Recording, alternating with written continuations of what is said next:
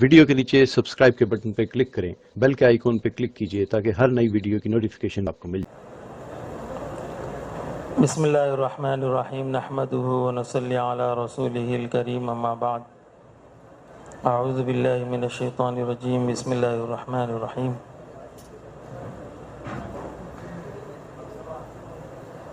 وَأَمْرُهُمْ شُورَى بَيْنَهُمْ وَمِمَّا رَزَقْنَاهُمْ يُنْفِقُونَ فَإِذَا عَزَمْتَ فَتَوَكَّلْ عَلَى اللَّهِ وقال النبي صلی اللہ تعالی علیہ وسلم انما الاعمال بالنیات او کما قال علیہ الصلوۃ والسلام۔ قابل احترام بزرگوں، عزیزوں اور دوستوں، اللہ نے ہمیں جو کام اور جو محنت عطا فرمائی ہے، اس محنت کو پورا کرنے کے لیے، اس کام کو پورا کرنے کے لیے اللہ نے ہمیں اس کے وسائل اور اسباب بھی عطا فرمائے ہیں۔ ایسا نہیں ہے کہ ہم کو محنت دی گئی ہو، کام دیا گیا ہو، ذمہ داری دی گئی ہو اور اس کے پورا کرنے کے وسائل اور اسباب نہ دیے گئے ہوں، ایسا نہیں ہے۔ یہ اللہ کی سنت نہیں ہے۔ آپ اللہ کی عام مخلوقات کے اندر دیکھ لیجئے کہ جو مخلوق جس کام کے لیے اللہ نے پیدا کی ہے، اس کے وسائل، اس کی صلاحیتیں، اس کی طاقتیں اور اس کی قوتیں اللہ پاک اس کو عطا فرما دیتے ہیں۔ ظاہر سی بات ہے، انسان کو اللہ پاک نے اس دنیا کے اندر بھیج کر اپنے احکامات کو جاری کرنے، احکامات کو زندہ کرنے کے لیے جب بھیجا ہے تو اس کی پوری طاقتیں اور قوتیں بھی عطا فرمائی ہیں۔ اللہ نے اپنا خلیفہ بنایا ہے۔ خلیفہ بنائے جانے کا مطلب ہی یہ ہے کہ اللہ پاک جو چاہتے ہیں، جو کروانا چاہتے ہیں، اس کی صلاحیتیں اس کو دی گئی ہیں۔ ان صلاحیتوں کا استعمال کرتے ہوئے اللہ کے حکموں کو پورا کرنے والا بنے۔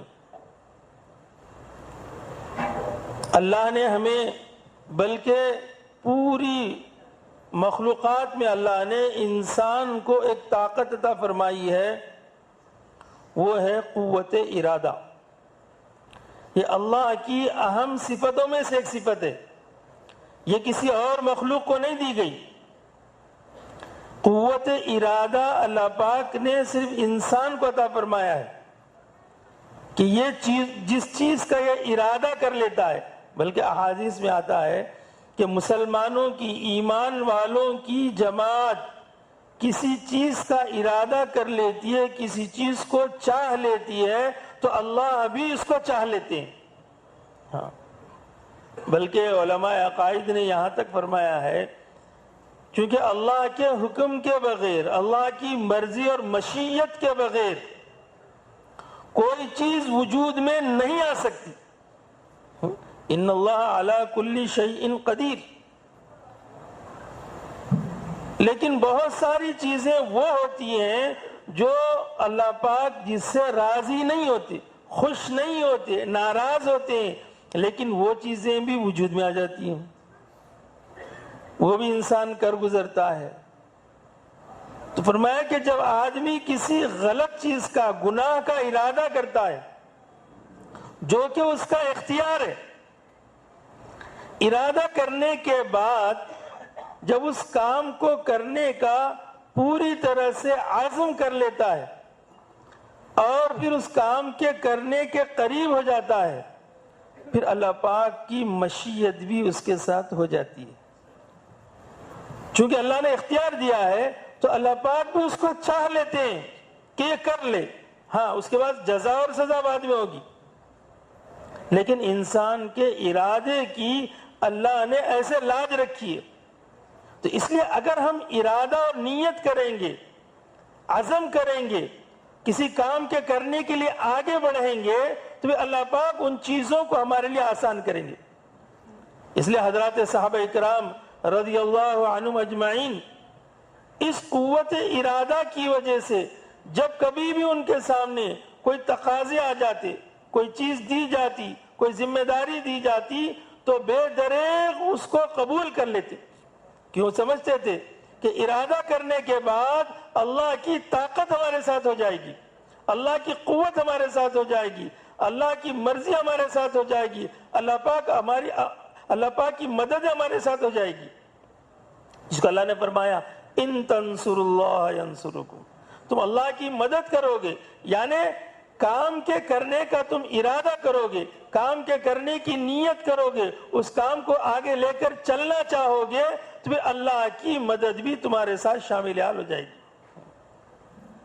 تو اس لیے ہمیں جب کبھی بھی کام دیا جائے اس کے لیے پورے دل کے ارادے کے ساتھ، پوری قوت کے ساتھ اس کو تیار ہونا چاہیے، شک و شبے کے ساتھ نہیں، کمزوری کے ساتھ نہیں. جب آدمی کمزوری کا اظہار کرتا ہے، دل کے اندر کمزوری رکھتا ہے، تو پھر ایسی صورت کے اندر وہ کام پائے تکمیل تک نہیں پہنچتا، اللہ کی اس میں مدد بھی شامل حال نہیں ہوتی. الذین آمنوا ولم یلبسوا ایمانهم بظلم اولئک لهم الامن وهم مہتدون. جو اللہ پر پوری طرح سے ایمان لاتے ہیں، بھروسہ کرتے ہیں، اعتماد کرتے ہیں، اس میں کوئی شک و شبہ شامل نہیں کرتے، پھر اللہ پاک ان کے لیے امن، آسانی، سہولت، ہدایت عطا فرماتے ہیں. تو اس لیے ہمیں اپنے ارادوں کے اندر پختگی اور عزم کی ضرورت ہے. حضرات صحابہ کے پاس ظاہری اعتبار سے وسائل دیکھیں گے تو آپ کو بظاہر کچھ زیادہ نہیں ملے گا، لیکن عزم بہت تھا، ارادہ مضبوط تھا، ارادے میں پختگی تھی. اس کو پورا کرنے کے لیے جو کچھ ان کے پاس ہوتا تھا اس کو جھونک دیتے تھے. اصل بات یہی ہے، ارادہ پورا کرنا اور جو اپنے پاس ہے، اپنی طاقت میں ہے، اپنی قوت میں ہے، اپنے اختیار میں ہے، اس کو پورا کرنا ہے. ایمان والوں کی صفت جو ذکر کی گئی ہے وہ کیا فرمایا گیا؟ وَمِمَّا رَزَقْنَاهُمْ يُنْفِقُونَ. وہ لگا دیتے ہیں جو کچھ ہم نے انہیں دیا ہے. اس لیے حضرت صحابہ کی زندگیوں کو دیکھیے کہ صحابہ میں سے جیسے حضرت مولانا یوسف صاحب رحمۃ اللہ علیہ کی جو تحقیق ہے اس کے اندر فرمایا کہ بعض صحابہ جو پوری جان پورا مان والے تھے، جس کی مثال سیدنا ابوبکر صدیق رضی اللہ تعالیٰ عنہ، آدھے جان آدھے مال والے تھے، جس کی مثال سیدنا عمر رضی اللہ تعالیٰ عنہ ہے. اور ماں بقیہ صحابہ کے بارے میں حضرت مولانا یوسف رحمۃ اللہ علیہ فرمایا کرتے تھے کہ حضرات صحابہ تہائی ترتیب پر تھے، اپنی ہر یعنی تمام چیزوں کا تہائی وہ اللہ کے راستے میں لگا دیا کرتے، اوقات کا تہائی بھی، مال کا تہائی بھی، صلاحیتوں کا تو بیش بہا قیمت بھی اللہ پاک حضرات صحابہ دین کے لیے لگا دیا کرتے تھے.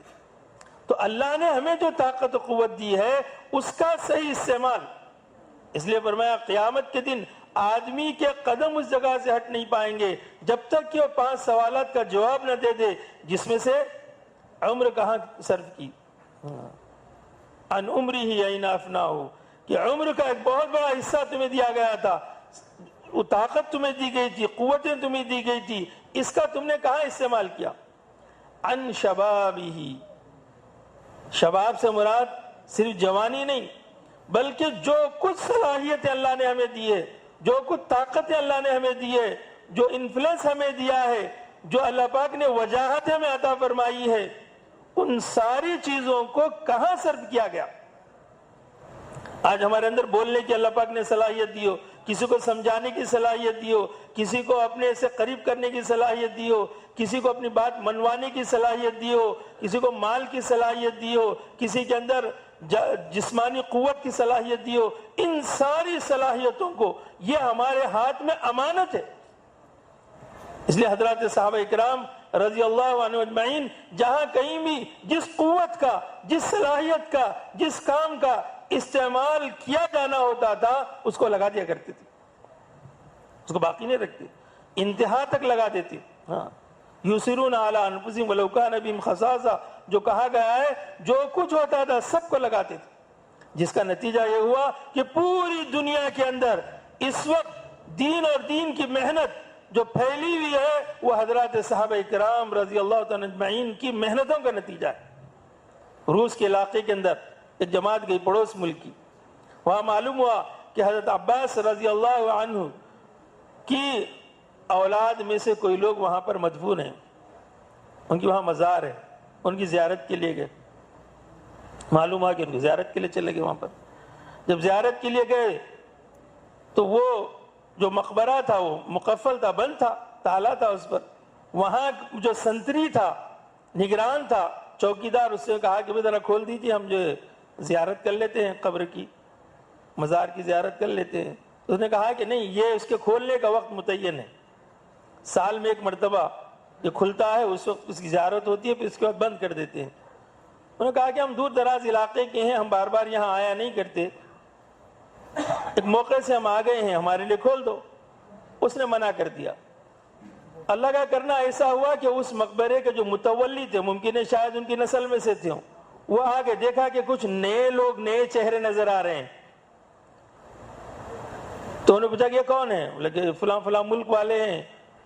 اور ان لوگوں نے اس سے بات چیت شروع کی، ملاقات کی، اور اپنے آنے کی غرض بیان کی، دعوت کی محنت کو اس کے سامنے رکھا، 6 صفات کو بیان کیا کہ ہم اس غرض کے لیے آئے ہیں۔ اور اس نے کہا کہ اچھا تو پھر تم یہ اس کے لیے تمہارا خرچ کون اٹھاتا ہے؟ لیکن نہیں، یہ خرچ ہم اپنا اٹھاتے ہیں، ہماری ذات سے ہم آتے ہیں، اپنا پیسہ خرچ کر کے آتے ہیں۔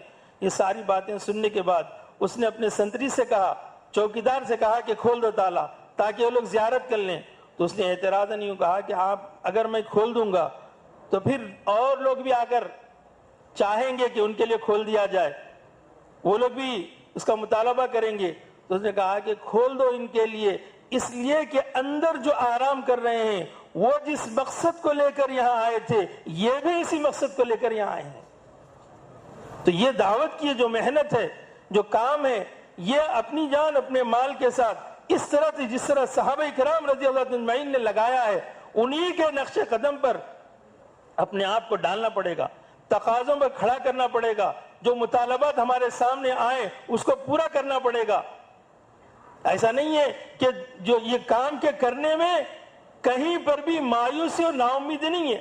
اگر سامنے والے کے احوال کو دیکھ کر ہم تشکیل کریں گے، ہم محنت کریں گے، ہم کوشش کریں گے، نہیں، فرمایا کہ سامنے والے کی حال کو دیکھ کر اس کی آخرت کو سامنے رکھو۔ اگر وہ مشغول ہے تو اس کی مشغولیت کے اندر اس کی آخرت کو سامنے رکھو، اگر وہ پریشان حال ہے تو اس پریشانی کو سامنے رکھ کر اس کی آخرت کو سامنے رکھو۔ حبیب نجار جو تھے، جن کی تشکیل کی گئی تھی، ہمیں سمجھتے ہیں کسی کی تشکیل کے لیے معلوم نہیں ہے، اس تشکیل کریں گے، اس کو تیار کریں گے، اس کو آمادہ کریں گے تو یہ آگے بڑھ کر کیا کر سکے گا، اس سے کیا ہو سکے گا، ہم اس کو تھوڑا سا کمتر شمار کرتے ہیں۔ حبیب نجار جو تھے، جن کا تذکرہ یاسین شریف میں حضرت عیسیٰ علیہ السلام نے جماعت بنا کر بھیجا تھا انطاکیہ کے لیے کہ جا کر وہاں پر دین کی محنت کرو۔ جب وہ لوگ جا رہے تھے تو دیکھا کہ شہر میں داخل ہونے سے پہلے ایک آدمی بیماری کی حالت میں پڑا ہوا ہے، لوگوں نے اس کو نکال کر باہر پھینک دیا ہے۔ اسے جا کر انہوں نے بات کی، انہوں نے بات کو قبول کر لیا، کلمہ پڑھ لیا، ایمان میں داخل ہو گئے، ان کی بات کو مان لیا۔ اب یہ لوگ آگے بڑھے، چلو ٹھیک ہے، ایک تو ہماری بات کو ماننے والا ہو گیا۔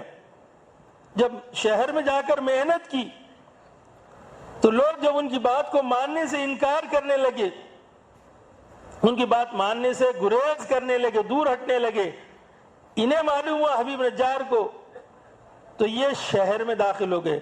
شہر والوں نے ان کو بیماری کی وجہ سے باہر ڈال دیا تھا، یہ ایمانی قوت کی وجہ سے، ایمانی طاقت کی وجہ سے، ایمان کی طاقت کی یہی خوبی ہے، یہ خاصہ ہے کہ وہ یکجا نہیں رہتا۔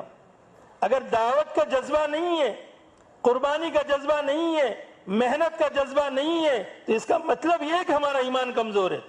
اگر ایمان ہو اور اس کو پھیلایا نہ جائے اور اس کو بولا نہ جائے، اس کی دعوت نہ دی جائے، ایسے نہیں ہو سکتا۔ جیسے طفیل بن عمرو دوسی رضی اللہ تعالیٰ عنہ، جب آپ صلی اللہ علیہ وسلم نے فرمایا کہ دیکھو تم اپنے ایمان کو چھپاؤ، فرمایا کہ یا رسول اللہ نہیں، میں تو اس کی دعوت دوں گا، اس کے لیے آپ مجھے اجازت دیجیے. تو اس طرح سے ایمان اندر موجود ہو اور اس کی دعوت نہیں دی جائے، یہ نہیں ہو سکتا. اگر یہ کیفیت ہو رہی ہے تو اور زیادہ ضرورت ہے ہم کو محنت کرنے کی، اور زیادہ ضرورت ہے ہمیں قربانی دینے کی. تو حبیب نجار وہ جا کر لوگوں کو دعوت دینے لگے، سمجھانے لگے. وجاء رجل من اقصى المدینة یسعی، جو تذکرہ جن کا کیا گیا ہے، انہوں نے کہا کہ تم لوگ کیوں ان رسولوں کی، ان داعیوں کی بات کو نہیں مانتے؟ یہ تم سے کچھ سوال بھی نہیں کرتے، یہ تم سے کچھ چاہتے بھی نہیں ہیں. چونکہ لوگوں نے ان کو ناپسند کیا تھا اور ان کی بیماری کی وجہ سے ان کو باہر پھینک دیا تھا. یہ ان کی جرأت کو دیکھ کر، یہ ان کی ہمت کو دیکھ کر وہ برا سمجھے اور ان کو شہید کر دیا. جب شہادت ہو گئی، اللہ کے دربار میں ان کو حاضر کیا گیا اور اللہ کی طرف سے انہیں حکم ہوا کہ قیل ادخل الجنہ، جنت میں داخل ہو جاؤ. تو انہوں نے اس وقت تمنا کا اظہار کیا، قال یا لیت قومی یعلمون، کاش کہ اللہ مجھے جو دے رہے ہیں، ایک داعی کو جو مل رہا ہے، اللہ پاک ایک داعی کو جو دیتے ہیں، اس کا جو اندازہ ہے نہیں کیا جا سکتا. تو داعی کے اندر جذبات ہونے ضروری ہوتے ہیں. قربانی کا جذبے کے بغیر، ہمت کے بغیر، اپنی طاقت کو لگانے کی نیتوں کے بغیر کام نہیں ہوتا. پست ہمتی سے کام نہیں ہوتا. اگر حضرات صحابہ اگر پست ہمتی کا اظہار کر دیتے اور اپنے آپ کو نیچے لے آتے اور یہ سوچتے کہ ہم کہاں کریں گے، چونکہ وہ تربیت یافتہ تھے حضور پاک علیہ السلام کے، جہاں کہیں بھی انہیں ذرا برابر بھی کمی ہوتی اللہ کے راستے میں نکلنے کی، قربانی دینے کی، انہیں متوجہ کر دیا جاتا. ابو ایوب انصاری رضی اللہ تعالیٰ عنہ جنگ کی صف میں ٹھہرے ہوئے ہیں اور دونوں صفیں یعنی مد مقابل بھی صفیں بنا کر ٹھہر گئے اور ادھر سے ایمان والوں کی بھی صفیں ٹھہری ہوئی ہیں. ایک آدمی ادھر سے نکل کر سامنے کی صف میں چلے گئے، جوشیلے تھے، جوش تھا، جذبہ تھا، شہادت کا شوق تھا، وہ اندر گھس گئے اور کچھ لوگوں کو انہوں نے تہہ تیغ کر دیا، جس کا نتیجہ یہ ہوا کہ سارے کے سارے ان پر ٹوٹ پڑے اور وہ شہید ہو گئے. تو کسی کہنے والوں نے یوں کہا کہ انہوں نے اللہ کی اس آیت کی نافرمانی کی ہے. اللہ نے فرمایا کہ لا تلقوا بأیدیکم الی التہلکہ، اپنے آپ کو ہلاکت میں مت ڈالو. انہوں نے اپنے آپ کو ہلاکت میں ڈال دیا. سیدنا ابو ایوب انصاری رضی اللہ تعالیٰ عنہ اس بات کو سن رہے تھے. فرمایا کہ تم یہ جو اس آیت کی تشریح کر رہے ہو، اس کی جو تفسیر بیان کر رہے ہو، یہ ایسی نہیں ہے. یہ آیت کب نازل ہوئی، کس وقت نازل ہوئی، کس کے لیے نازل ہوئی، وہ ہم جانتے ہیں. یہ آیت ہم انصار کے لیے نازل ہوئی جس وقت کہ انصار نے یہ ارادہ کر لیا تھا کہ 10 سال ہو گئے نصرت کرتے کرتے، اپنے مال لگاتے رہے، جان لگاتے رہے، صلاحیتیں لگاتے رہے، سب کچھ لٹا دیا، کچھ باقی نہیں رہا. تجارتیں بھی، کاروبار بھی اور اپنے باغات بھی، سب کچھ گویا کہ اجڑنے کی کیفیت میں آ گئے. تو لہذا اب دین کے ناصرین بہت پیدا ہو گئے ہیں، لوگ جوق در جوق دین میں داخل ہو رہے ہیں. لہذا ہم کو اب کچھ اپنے کاروبار کی طرف، اپنے باغات کی طرف، اپنے گھروں کی طرف، اپنے گھر اہل عیال کی طرف متوجہ ہونے کی ضرورت ہے. اس طرف ٹھیک ہے جو کرنا ہے کرتے رہیں گے، لیکن توجہ اب اس طرف زیادہ دیں گے. یہ نیت ارادہ ہم نے کیا تو اللہ نے یہ آیت نازل فرما دی، وَأَنفِقُوا فِي سَبِيلِ اللَّهِ وَلَا تُلْقُوا بِأَيْدِيكُمْ إِلَى التَّهْلُكَةِ، تم اللہ کے راستے میں خرچ کرتے رہو. یہ خرچ کرنے کی ترتیب کو، یہ قربانی کی ترتیب کو، اس کے معیار کو نیچے مت آنے دو. اگر تم اس معیار کو نیچے لاؤ گے تو تم اپنے آپ کو ہلاکت میں ڈال لو گے.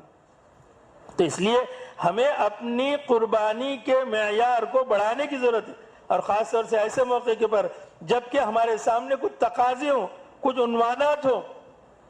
اس وقت پورے عمومی اجتماع کا جو عنوان ہے، یہ کتنا بڑا عنوان ہے، کتنا بڑا کام ہے کہ اس کے لیے تو ہم اپنے پورے صوبے کے ہر پورے ضلع کے ہر فرد تک، پچھلے زمانے میں بھی ابھی بھی جب تقاضے رکھے جاتے ہیں تو یہ کہا جاتا ہے کہ اس موقع پہ کیا کرنا چاہیے. پڑوس کے صوبے والوں نے نظام الدین میں ایک مرتبہ تقاضا رکھا، حضرت جمعہ انعام علیہ السلام رحمۃ اللہ علیہ کے زمانے میں کہ حضرت ہم اپنا عمومی اجتماع چاہتے ہیں، تو حضرت نے فرمایا کہ کیا کرو گے؟ بولے اتنی جماعتیں دیں گے۔ بولے جماعتیں اللہ تعالیٰ تمہیں برکت دے، اتنی نہیں اس سے زیادہ نکال لو، لیکن ہمارا ایک مطالبہ ہے، وہ ہمارا مطالبہ یہ ہے کہ ہر فرد تک دعوت کی بات پہنچ جائے، اس کے لیے تم کیا کرو گے؟ کہا کہ ٹھیک ہے حضرت ہم اس کے لیے کوشش کریں گے۔ کیا کوشش کریں گے؟ میں کہ کوشش یہ ہے کہ یہاں جتنے لوگ تقاضا لے کر آئے ہیں یہ سب کے سب اجتماع تک اپنے گھر نہیں جائیں گے۔ ہاں، اجتماع تک اپنے گھر نہیں جائیں گے۔ ایسے عزم کرنے پڑیں گے، ایسی نیتیں کرنی پڑے گی، ایسے ارادے کرنے پڑیں گے، ایسے حوصلے کرنے پڑیں گے، تب جا کر کام ہوگا۔ ایسا نہیں کہ صاحب تاریخ طے کروا لی جائے، تاریخ لے لی جائے، اب انتظامی لائن کے اندر ہم چل رہے ہیں، ارے صاحب چلو اب انتظامات دیکھو۔ انتظامات کے لیے تو انتظامی لائن کے کچھ لوگوں کو طے کر دیا جائے، وہ اپنا کام کریں، باقی پورا عملہ کس طرح سے اس موقع سے فائدہ اٹھا کر۔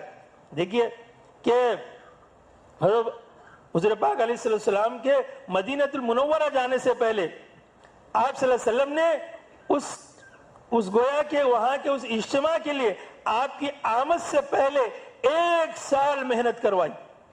مصعب بن عمیر رضی اللہ تعالیٰ عنہ، عبداللہ بن مکتوم رضی اللہ تعالیٰ عنہ لوگوں کے پاس جاتے، ملاقاتیں کرتے، انہیں دعوت دیتے، انہیں تیار کرتے، یہاں تک کہ ایسا ماحول بن گیا اور ایسا گویا کہ مدینہ المنورہ کے اندر لوگوں میں ایسا ذوق اور شوق پیدا ہو گیا کہ آپ صلی اللہ علیہ وسلم کی آمد کے انتظار میں باہر نکل کر قصیدے پڑھا کرتے تھے، دیکھا کرتے تھے۔ جب انتظار کی گھڑیاں زیادہ ہو جاتی پھر واپس آ جایا کرتے، پھر دوسرے دن چلے جاتے۔ گویا کہ اجتماع سے پہلے ایسی تیاری ہو جائے، ایسا کام ہو جائے کہ پورا ہمارا ضلع کے اندر کوئی فرد باقی نہ رہے۔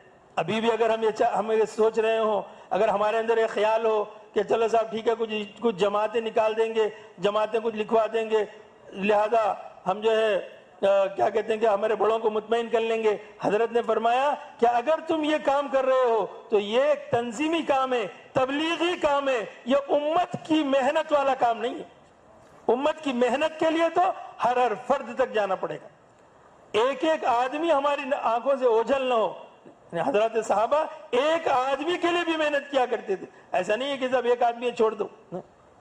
حضرت عمر رضی اللہ تعالیٰ عنہ جبلہ ابن ایہم کے لیے اپنی سب کچھ قربان کرنے کے لیے تیار ہو گئے، ایک آدمی کو لانے کے لیے، ایک آدمی کو پھر سے دین کے اندر لینے کے لیے آپ اپنی خلافت دینے کے لیے تیار ہو گئے۔ تو اس لیے ہمیں جتنے ایمان والے، دیکھو ارادہ اور نیت جو ہوتی ہے، حضرت کے بعد جب کہا گیا کہ جب لوگوں نے مطالبہ رکھا، جب ملیشیا میں اجتماع ہوا تھا کہ تقاضے جب جماعتوں کے رکھے تو حضرت نے پوچھا کہ یہ تقاضے کس بنیاد پر رکھ رہے ہو؟ مسجدوں کی بنیاد پر؟ نہیں، یا کہ ساتھ کام کرنے والوں کی بنیاد پر، 5 اعمال والی مساجد کی بنیاد پر؟ نہیں، بلکہ تقاضا جو دیکھا جائے، کام جو کیا جائے، محنت جو کی جائے، وہ باعتبار تعداد ایمان والوں کے، کہ اتنے ایمان والے ہیں ان تک کیسے دین کی بات پہنچ جائے، ان تک کیسے دین کی محنت ان تک پہنچ جائے، انہیں کیسے دین پر کھڑا کر لیا جائے۔ اس لیے محنت کی ترتیب جو ہوگی وہ ایسا نہیں ہے کہ صاحب اتنے ہیں لہذا اس کے اندر اتنا کر لیا جائے، بلکہ یہ دیکھنا ہے کہ ہمارے ضلع میں اتنے ایمان والے ہیں تو اب ان کو 4 مہینے نکالنا ہے۔ اگر 50,000 ایمان والے ہیں تو 50,000 کو نکالنے کی نیت کرنی پڑے گی، اس کی فکر کرنی پڑے گی، اس کو سوچنا پڑے گا۔ اگر ہم سوچیں گے محدود تو پھر محدود معاملہ ہوگا۔ تو اس لیے ہم البتہ یہ کہ تقاضے ضرور ڈالیں ساتھیوں پر، ساتھیوں پر تقاضے ڈالے بغیر کام نہیں ہوتا۔ ہمیں سمجھتے ہیں تقاضے بانٹنا نہیں ہے، ڈالنا ہے۔ تقاضے ڈالیں گے تو تب جا کر کام ہوگا۔ ہم یہ سوچیں چلو صاحب ٹھیک ہے 5 اعمال والی مسجد ہے، ایک جماعت نکال لو، ہر 5 اعمال والی مسجد ایک جماعت نکال لے گی، الحمدللہ ہمارے یہاں 605 اعمال والی مسجدیں 600 جماعتیں ہو جائے گی تو پھر کیا ہے، پھر تو معاملہ ختم ہو گیا۔ نہیں، یہ دیکھو کہ کتنے ایمان والے ہیں، ان ایمان والوں کے اعتبار سے کیسی محنت کرنی ہے۔ تو اس طرح سے اللہ نے جو ہمیں صلاحیتیں عطا فرمائی ہیں اس کا پورا استعمال، نیتوں کو بھی پختہ کرنا ہے، صلاحیتوں کو بھی مضبوط کرنا ہے، اپنی صلاحیتیں پوری طرح سے لگانا ہے، پھر اللہ سے خوب مانگنا ہے. ہاں، اللہ کے سامنے آہوزاری ہو کہ جب تک کہ ہم اپنے کاموں کے کرنے کے بعد اپنے کام کو اللہ کے سامنے رکھ کر اس کی نفی نہیں کریں گے، کام آگے بڑھنے والا نہیں. اس لیے ان محنتوں میں ابھی سے اس بات کا ارادہ کریں، نیت کریں، ترتیب بنائیں کہ ایک تو یہ کہ ساتھیوں کو لے کر مشورے کریں، مشورے کر کے پوری ترتیب ایسی بن جائے ہمارے پورے ضلع کی کہ کوئی گاؤں اس کے اندر نہ چھوٹے. سحر روزہ کے اعتبار سے، چلوں کے اعتبار سے، آنے والے مہمان جماعتوں کے اعتبار سے پورا ضلع کا خاکہ ہمارے سامنے ہو اور پورے ضلع کے ہر فرد تک پہنچنے کی ترتیب بنی ہوئی ہو. اس طرح ترتیب بھی بناویں اور اس کے لیے محنت بھی کریں، اپنے اوقات کو زیادہ سے زیادہ بڑھائیں. یہ نہ سوچیں کہ میرا چلہ ہو گیا ہے، میرے 4 مہینے ہو گئے ہیں، میرا بیرون بھی ہو گیا ہے. کوئی نصاب نہیں ہے، کوئی نصاب نہیں. ایمان میں تو اضافے کے لیے ہمیشہ محنت کرتے رہنا ہے. ہاں، وَاعْبُدْ رَبَّكَ حَتَّى يَأْتِيَكَ الْيَقِينُ. اب اس کے ساتھ پھر ان محنتوں کے ساتھ ہمیں دعاؤں کا خاص اہتمام، آہوزاری، اللہ کے سامنے رونا، اللہ کے سامنے بات کو رکھنا. اتنی محنتوں کے بعد، اتنی قربانیوں کے بعد کہ جس کے اندر جس کی قربانی اور شدائد کا کوئی اندازہ نہیں کیا جا سکتا. خود حضور پاک علیہ السلام نے اپنے زبان مبارک سے فرمایا ہو کہ اُوذِیتُ فِی اللَّهِ وَلَمْ یُؤْذَ أَحَدٌ، مجھے اتنی تکلیف دی گئی کہ کسی اور کو تکلیف نہیں دی گئی، مجھے اتنا ڈرایا گیا کسی اور کو نہیں ڈرایا گیا. ایسی تکلیفوں کے بعد جب فتح مکہ ہو رہا ہے تو آپ کیا فرما رہے ہیں؟ لا الہ الا اللہ وحدہ نصر عبدہ انجز وعدہ حزم الاحزاب وحدہ. یہ جو کچھ ہوا ہے اللہ نے کیا ہے. اس لیے ہم اپنے کاموں کی نفی کرنا سیکھیں. یہ نہیں کہ صاحب کام کر کے مطمئن ہو جانا، یہ بات صحیح نہیں. کیا مطمئن ہو جا رہے ہو، چلو صاحب چلے کی جماعت تو تیار ہو گئی ہے، چلو صاحب 4 مہینے کی جماعت تو تیار ہو گئی ہے. نہیں، بلکہ کام خوب کریں، محنت خوب کریں. فَإِذَا فَرَغْتَ فَانْصَبْ وَإِلَىٰ رَبِّكَ فَارْغَب. جب تک اللہ سے ہمارا تعلق مضبوط نہیں ہوگا اس وقت تک اس میں جان اور قوت نہیں پڑے گی. اس لیے خوب ارادے کریں، نیت کریں، محنت کی ترتیب بنائیں اور ترتیب کے اندر پورے ضلع کے ہر فرد تک پہنچنے کے سلسلے میں سوچیں. اس کو اپنے ہر مشوروں میں، یعنی ہمارے جو مشورے ہوتے ہیں مسجد کی سطح پر، روزانہ کے مشوروں میں، پوری مسجد کے اعتبار سے، دی ہوئی ذمہ داریوں کے اعتبار سے، اور اپنے ہفتہ واری مشوروں میں پورے ضلع کو سامنے رکھ کر، ماہانہ مشورے میں پوری کارگزاریوں کے ساتھ کہ کتنا کام ہوا ہے، کتنا باقی ہے، باقی کو کیسے پورا کیا جائے گا، ایسا پورا نظام آپ کو بنانا پڑے گا. تب جا کر انشاءاللہ یہ پہلی مرتبہ جو ہمارا جوڑ ہو رہا ہے، اس کے بعد ہمارے پاس کوئی ایسا علاقہ، کوئی ایسا خطہ، کوئی ایسی جگہ باقی نہ رہے جس کو ہم لفظ بنجر کہیں، کمزور کہیں. ایسا کوئی علاقہ باقی نہ رہے. کوئی بعید نہیں ہے. حضرات صحابہ نے جو محنت کی ہے کوئی معمولی محنت کی ہے. یہ جو علاقہ مصر، سودان اور لبنان، یہ اوپر کے جتنے علاقے ہیں یہ سب شمالی افریقہ ہے. یہ عرب نہیں ہے. آج عرب ہیں، ورنہ جزیرۃ العرب تو درمیانہ حصہ ہے. یہ عرب نہیں ہے. لیکن حضرات صحابہ نے ایسی محنت کر ڈالی کہ ان کی بود و باش کو، ان کے رہن سہن کو، ان کے کھانے پینوں کو، ان کی زبانوں کو تک بدل دیا. محنت کا طریقہ یہ ہوتا ہے. تو اس لیے اتنی گہرائی کے ساتھ ہمیں محنت کرنا ہے. یہ نہیں کہ صاحب کچھ لوگ جماعت میں نکل گئے، جماعتیں بن گئی، ہمارا کام ہو گیا نہیں. پوری معاشرت کو بدلنا ہے، پورے لوگوں کو تبدیل کرنا ہے، پورے ان کے اندر زندگیوں میں معاملات، معاشرت، اخلاقیات تک پہنچنا ہے. اس لیے محنت کا میدان بہت بڑا ہے. اس لیے اس کی پوری ترتیب بنا کر انشاءاللہ ہم محنت کریں گے. کوئی بعید نہیں ہے. اللہ نے جو وعدہ حضرات صحابہ کے ساتھ کیا ہے وہی وعدہ ہمارے ساتھ ہے.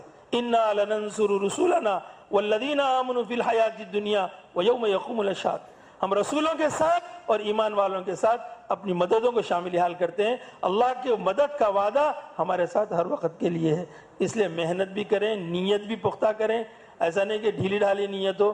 جتنی نیت کریں وہ سب کچھ ہر ساتھی کے اوپر ڈالیں اور اس کے بعد اپنی محنت کی ترتیب بنائیں اور دعاؤں کا اہتمام کریں. پھر انشاءاللہ یہ کام ہو جائے گا. پھر جو اللہ پاک کی طرف سے ہدایت کا مسئلہ ہے، لوگوں کے دلوں کو پھیرنے کا مسئلہ ہے، لوگوں کے اللہ کے راستے میں نکلنے کا مسئلہ ہے، اللہ پاک اس کام کو پھر پورا فرمائیں گے، کر لیں گے سب انشاءاللہ۔